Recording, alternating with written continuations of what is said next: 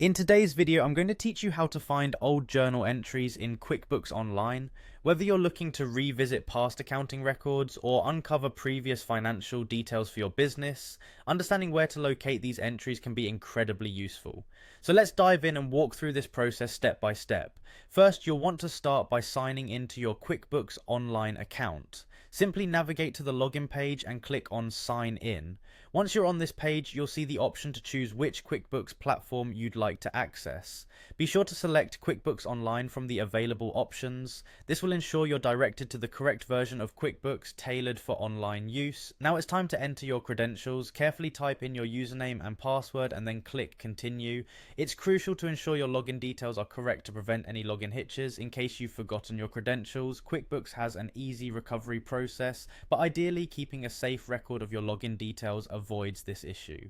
Once you're successfully logged in, head over to the sidebar menu and look for the Reports section. This is your gateway to a plethora of data that QuickBooks Online has organized for users like you. Click on Reports and a new page should open up, displaying numerous reporting options. In the search bar within the Reports section, type in Journal. This will sift through the various report types available and directly point you toward the Journal Report option.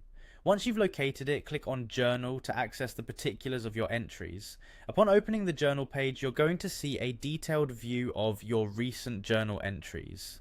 However, to locate older entries, you'll need to narrow down or expand your date range. Do this by clicking on the filter icon located at the top left side of the page.